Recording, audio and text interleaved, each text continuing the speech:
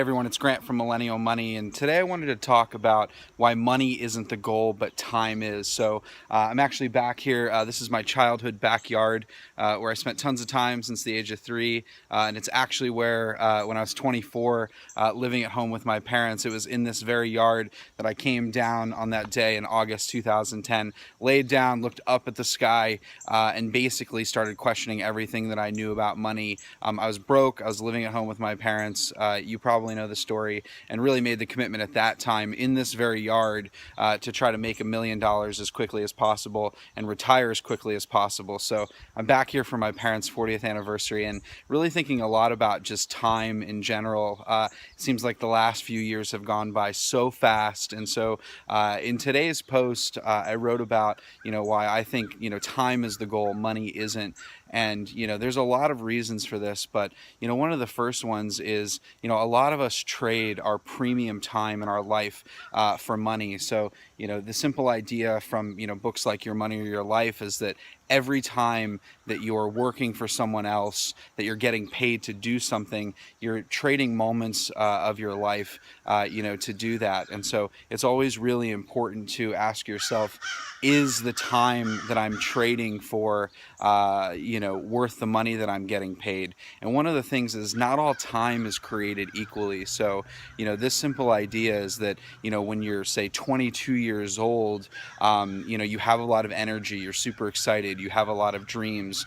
You likely will feel very different at 22 than you will at 62. And so perhaps time in that sense is more valuable when you're young because you have more energy, maybe you have more passions to pursue. And so that's why, one of the popular sayings that, time is wasted on the young comes from that simple idea.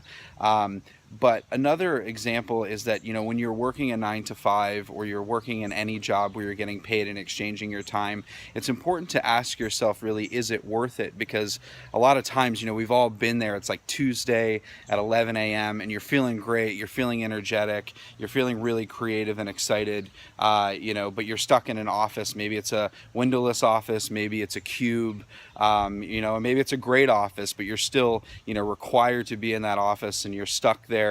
Maybe you're on a client call, maybe you're in a meeting, but you're not out doing the things that you love during that peak time of the day.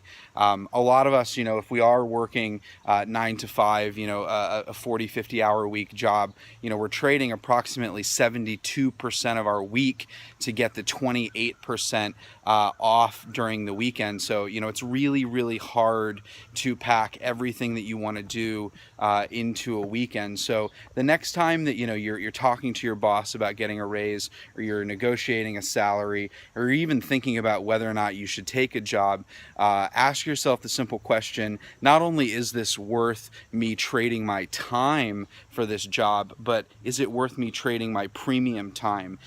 Because, we often, during the middle of the day, if we work really hard, we come home and sure, we get our nights and we get our weekends with our friends and our family, but the time isn't created equal. It's different. We've all been there. It's 7 p.m. and you're walking home and you have to commute for a half an hour or an hour, just to get home from your job. And by the time you get home, you make dinner, you're super tired. And a vast majority of people in this country, in the United States, they actually, they just make dinner, eat dinner, and then they sit down and watch TV. I was really blown away when I was doing some research recently that the average American watches 5 hours and 3 minutes of TV a day.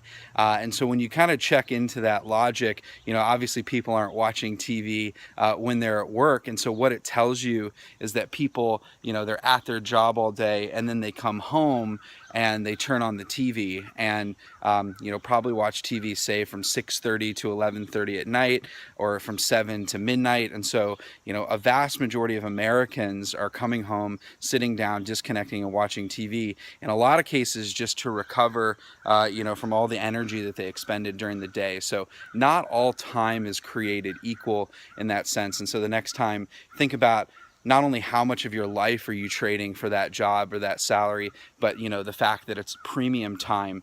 that you're trading. And the other thing that I wanted to leave with is, a lot of younger people, when they're not investing, I think they're actually wasting time. So this is one of the big revelations that I had here back at my parents' house, was that, time is really, really valuable when you're young, and you want to use it to your advantage. And the simple idea here is that obviously with compounding interest, your investments have more time to grow. And so a dollar that you invest at 24 is worth maybe 2 to 3 times to 4 times more than a dollar that you actually invest when you're 34. And so, don't waste time. If you're not investing, you're actually wasting time.